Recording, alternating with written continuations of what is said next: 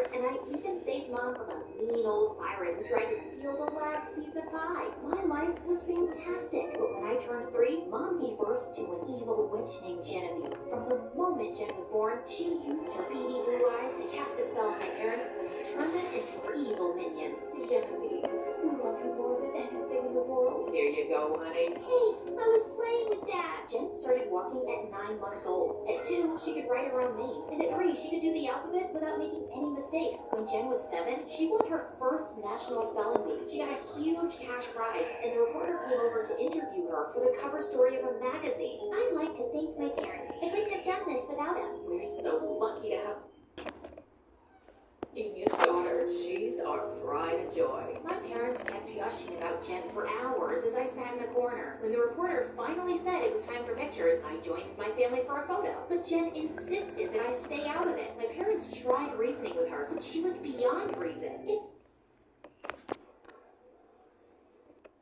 And she'll ruin my image with her stupidity about it. Like, my brain sees pictures with this special lens, and I'll be able to feel her dumbness every time I look at the pictures. I can't explain how my brain works. Just make her go. So Mom gave me some money for ice cream and told me to wait outside while the photo shoot happened. A couple of months later, I came home from school and found Jen sitting on my bed, and all my stuff was gone. Mom and Dad said I could switch. This room's bigger and has more space for my trophies. But this is my room. Mom, Dad, make Jen give me my room back. Lola, stop being ridiculous. You don't need a room this size. You don't have any trophies. Jeannie, do you need anything? Should I put up some more shelves? A new bookcase? I was so mad, I threw myself on the ground and started screaming. This sucks. I'm leaving, and I'm never coming back. I'll show you. I'll get a new family that will appreciate me. I stormed out of the house. I got to the driveway and realized I had nowhere to go. So I decided to hide out in my treehouse. But then something crazy happened. My stomach started rumbling, and I searched through my pockets to find a candy bar. Then out of nowhere, this girl appeared and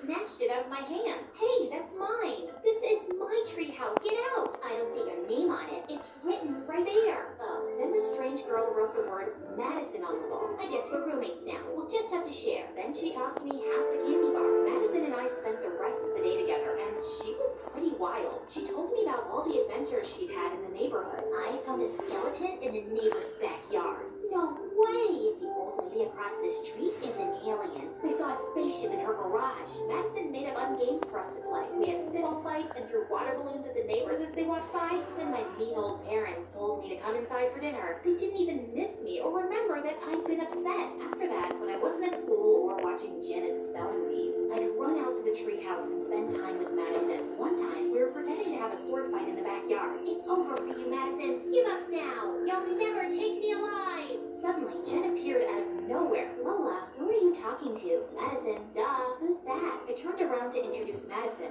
but she seemed to have vanished into thin air. She was just here. Must have scared her off with your mean vibes. I thought Jen would say something, but she just gave me a weird look. I think you're old enough to not have an imaginary friend. And went back inside. And Madison instantly reappeared beside me. Where did you go? I didn't want to meet your stupid sister. And there, I got you. You're dead. When I was 12, I started junior high school, and it was the worst. All the girls were more interested in boys and makeup than building pillow forts or searching for hidden treasures. I had nothing in common with any of them, and most of them thought I was weird. I was pretty lonely, and Madison started sneaking into my school. She'd make funny faces and tell the best jokes.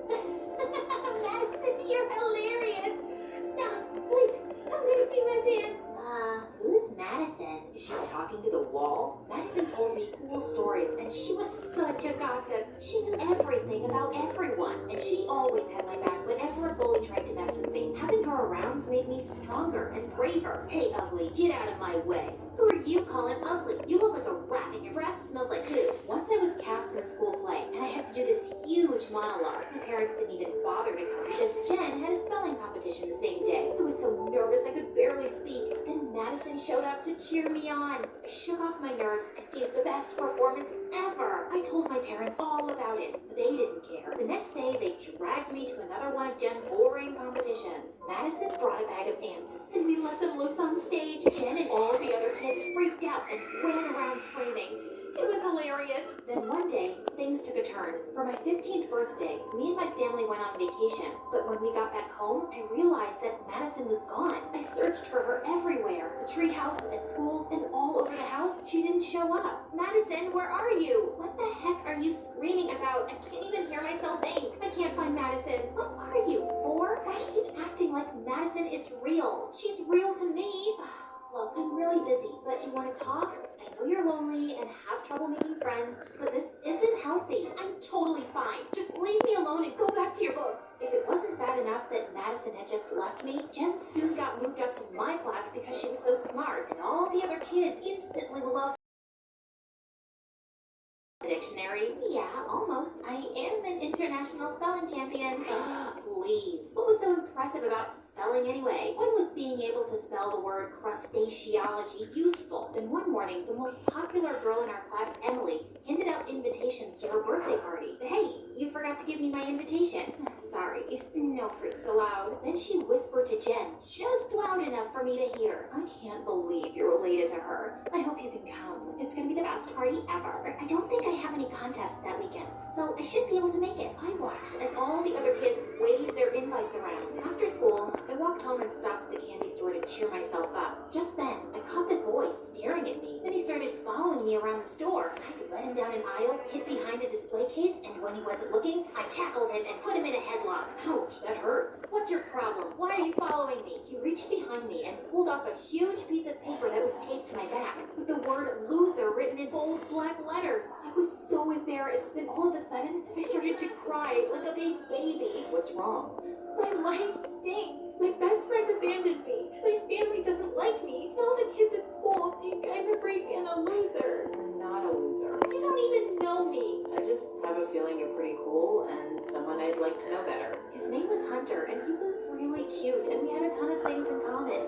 We loved the same books and movies, and he made me laugh a lot. We quickly became friends, and having him around made me feel a lot less lonely. The more time I spent with Hunter, the more I started to like him. He never once compared me to Jen, and he always listened to me, even when I went on a full-on rant about how my parents gave Jen a brand new laptop on my birthday, and I just got some cheap shoes. Then one day, my parents called me into the kitchen for a family meeting. Guess what, Lola? I got into St. Florence's Academy. Isn't that incredible? Jen, we're so proud of you. Listen.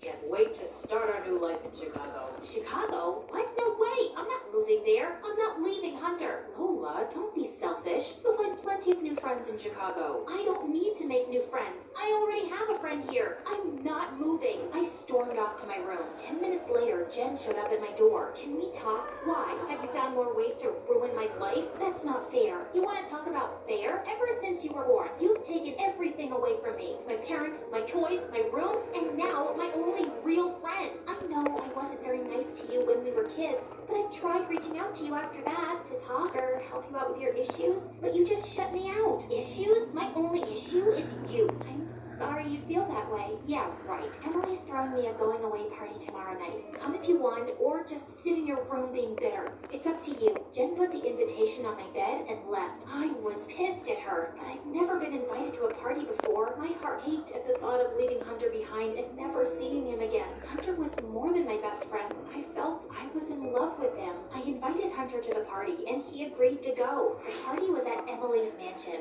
and it was so much fun. The food was great, the music was spectacular, and the best thing of all was that Hunter was there with me. Then a slow song played. It was the perfect moment to tell Hunter how I felt. You want to dance? Sure. Dancing with Hunter was so romantic. He held me tight, and his cologne smelled so good. I looked up into his eyes. I like you. I like you too. You want to kiss me? I really do. We had the most magical kiss, but then something strange happened. I opened my eyes to find everyone staring and pointing at me, and Hunter was gone. Hunter? Lola, what's wrong? Where's Hunter? He was right there. I started to panic. Where could he have gone? Hey, look at the freak making out with her invisible boyfriend. Emily pointed at a huge screen on the wall. A video of me dancing alone and kissing the air played on a loop. I wished I could curl up into a tiny little ball and roll away. I ran out of there in tears and went straight to my treehouse. Minutes later, I heard a knock, and Jen walked in. Lola, please talk to me.